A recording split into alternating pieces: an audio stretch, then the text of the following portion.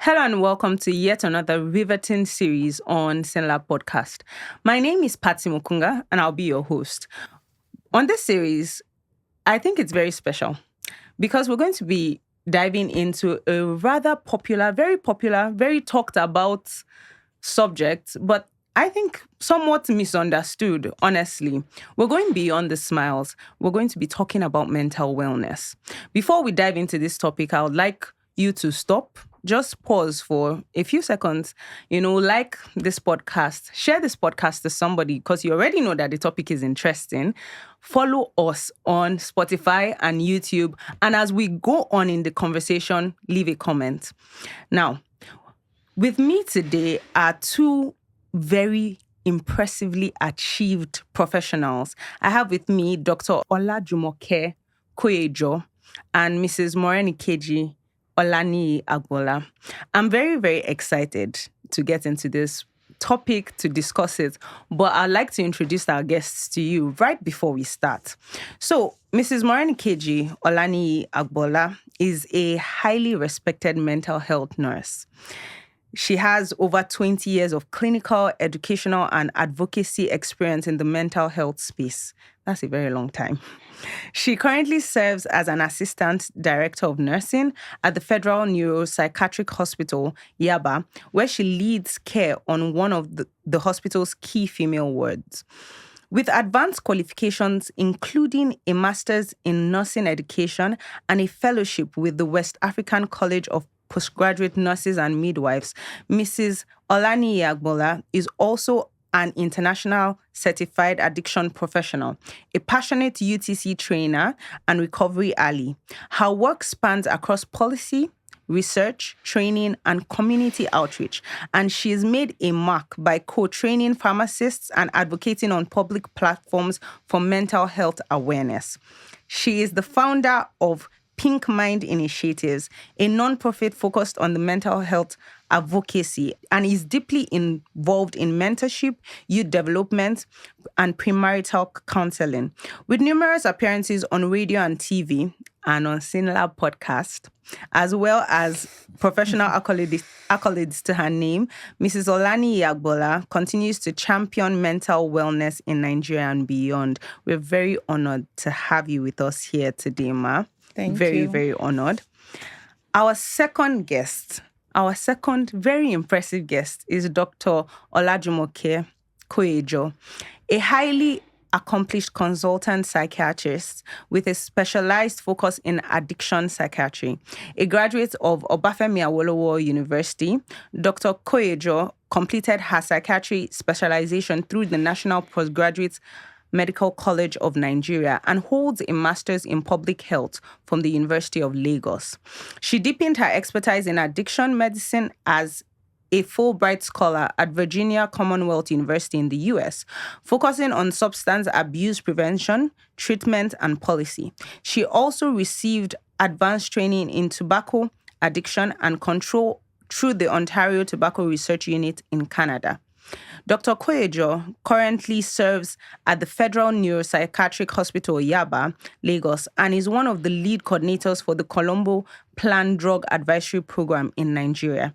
She has trained over 800 addiction professionals across West Africa and has facilitated more than 50 capacity building trainings in the field. A seasoned speaker, researcher, and educator, she also plays an active role in national mental health policy making through various technical working groups. Her passion for evidence-based treatment, professional training, and public advocacy continues to drive her mission to improve addiction care and mental health awareness in Nigeria.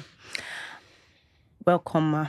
Thank you. We're very much. very honored to have you here with pleasure. us today. As you can see, our speakers are capable. They are ready to handle this topic, and I'm ready to discuss this topic. So we're going to dive right in. I'd like to ask, Doctor, what is mental wellness? Is it different from mental illness? Well, thank you very much, and really appreciate SYNLAB for this. Mental wellness is an ability of individuals to cope with stress. That means stress is expected, to be able to do to the best of your potential and be able to affect your community positively. That's just the way I would explain mental health to us. And when I talk about that stress underlined because it is expected in life. And it helps even define your mental age. So that type of things, that's what mental health is. Okay, so I think maybe I don't know. We can't just be throwing the questions anyhow. But I'd like to know what are some of the biggest myths or misconceptions about mental health, mental wellness. What do you see in the society? Well, maybe I should talk about the myths about misconceptions about mental illness. They feel it's spiritual. That is wrong. The way the mind, the eye can be sick, the leg can be sick, so can the brain be sick. So it's nothing. There's nothing spiritual about it. It's illness which can be treated. The same way hypertension is a long-lasting illness, the same way diabetes is a long-lasting illness, so can mental illness be. So the idea that they don't get well, there's nothing out of place in it. It's just a chronic illness. That's one. People believe that once you have mental illness, you'll be aggressive, you would want to fight people. No. They see it like madness. Well, I don't see MAD people. I see people that are mentally ill. I don't know how to pronounce that word. So the fact that somebody sees a psychiatrist does not mean that person is aggressive. The person is talking. Of course, some of our patients are, but not necessarily. It doesn't have. It's not a symptom that carries across the board. Not necessarily. My patients are functioning. They are in best places, in best positions all over the world. So there's really nothing out of place to have a mental illness. Okay. So are there any other common misconceptions? What other myths, Agboola? Okay. One of the misconceptions is the fact that it has to do with appearing of the moon. Oh, really? Oh, yeah. Appearance of the moon. Okay. People believe that an individual, once it is a particular period of the month, when there is appearance of the moon, there will be this is the first time I'm hearing of that. Why there will be display of psychosis, which is not necessarily mean. Like Dr. Koyejo just said, any part of the body can be sick at any time. It is unfortunate that that person is manifesting psychosis at that particular time of the month, not because moon is appearing at that time. Then another thing people believe is that there's a particular family that mental illness is tied to.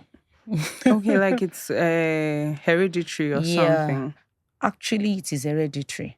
But I need us to know that mental illness has no regard for anyone. Yeah. It could affect anybody, regardless of your profession, regardless of your qualification, regardless of where you work or what you hold in the society. True. So it's not particularly, linked to a lineage. Okay, so how would we say like mental wellness is essential to everyday life for? Wow. Like I said, the mental illness could affect anybody. Mental illness is essential to every individual day-to-day activities. Wherever you are, if you are mentally challenged at a particular time, you will not be able to function. Definitely. And looking at the definition of mental health, the individual must be productive. The mind must be at the right time to think rightly, to take decisive judgments, for an individual to have a good relationship with self and others. If you cannot stand that state, if you cannot be in that position of being in the right state of mind with yourself and others around you and able to carry out activities of daily living that are productive, you are mentally challenged, and it is essential that individual of us have to be mentally stable. Okay. Yeah, I agree. I agree totally. Because you can't help but agree. if any one of us is not mentally stable in this studio, it's going to be another story. Yeah. Do you understand? So for anybody to come in here, it means the person is actually functioning in the right state of mind. Okay. So how can you say our culture here in Nigeria, maybe Africa at large, but how does it affect this issue of mental wellness? Well, we have a very good culture in Africa, funnily. That's interesting. When it comes to mental wellness, we live people a might communal not say- life. Okay. I watch out for you, watch out for me. True, yes. So these are things that are really, really protective for us in Africa, because we are our brother's keeper. So if you don't see your next door neighbor, you probably go and knock on his door. I've not seen you in 2 days. Well, I hope you're fine. These are things that are really, really productive, protective, and are positive things for us that we are losing, though. We are losing those protective factors for in Africa. And the fact that we always have these faiths and we keep believing, it's We also have a very positive mindset. very towards fighter life. mindset. And we are very resilient set of people. So these are things that are really helpful for us as Nigerians or Africans, and they are seriously protective factors for us. Of course, there's some other things that we don't do. The fact that we attribute everything to spiritual things, we won't follow evidence. This might not be something that's good for us. But basically, I think our culture is not bad at all. For our mental well-being. I'm surprised. I genuinely did not expect you to come from that angle of Positive positivity. aspect. Yes. Yeah. And it makes me feel because I know that we have, this communal lifestyle, but I've not thought about it as like, oh, this enables mental wellness. It's a strength, serious strength for us. Of course, we don't follow evidence. We don't follow science. We attribute everything to a supernatural being or something. But our communal living is our strength, and we are losing it. Yes, because we're trying to be a first world country. We're copying them. That's not the way to be a first world country. You don't lose your strength. You don't lose the values they want to copy in us. So, And for me to buttress a point from the other angle, our culture believes that for anybody to suffer from mental illness, that person probably must have offended the gods. yeah. And probably the person needs to go through some rituals, some cleansing, before the person can come back, to the community. However, science have proved to us that mental illness has nothing to do with that. And our culture now have to take to what is scientific, which is part of what I think SYNLAB is trying to We're trying to propagate. demystify it. Yes, for people to know that of a truth.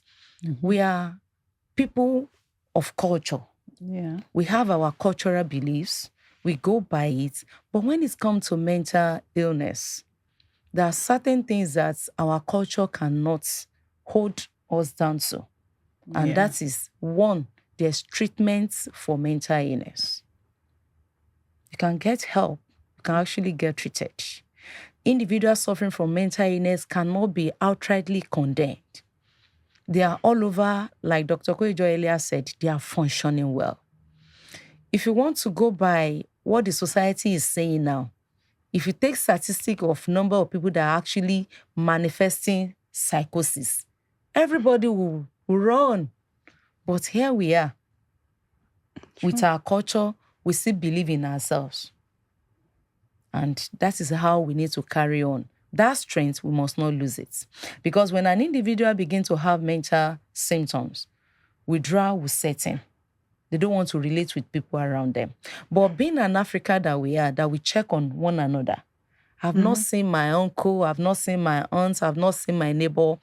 That has actually been a power, house for will us. reach out to you. Yes. Yeah, definitely. So we must not lose that. And through this program, I will appeal to the society. The idea of Me, in quotes, and my family, it doesn't work. It cannot work when we are talking about mental illness. We need to be our brother's keeper. We need to extend the arms of love, as it were, with our grandparents, so that we can actually be the eyes for our friends, our neighbor, our brothers, and our uncle when they begin to manifest some symptoms of mental illness. Thank you very much, Doctor. Thank you very much, Ma. I think this has already, in fact, we've started on a very good note. I'm very, very happy because right now, I think my mind is already starting to have that mental shift, just by the discussion, getting to know that the importance of mental wellness, the fact that it goes into your daily living. And if you are not mentally, in a good state of well-being there, it can affect almost all interactions that you have.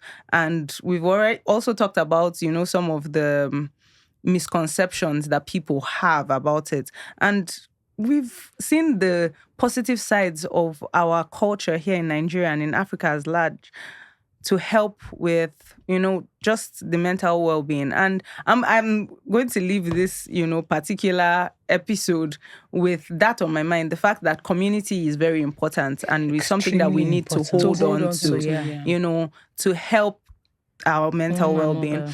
Okay, thank you very much. I know that our audience is already as excited as I am. Stay by your seats, by your phone, by your TV, your tab. We'll be right back with the next episode where we'll be talking more about mental wellness, going beyond the smile. While we're on a break, don't forget to leave a comment. I know you have something to say. Share this podcast and subscribe both on YouTube and Spotify. I'll see you in the next episode.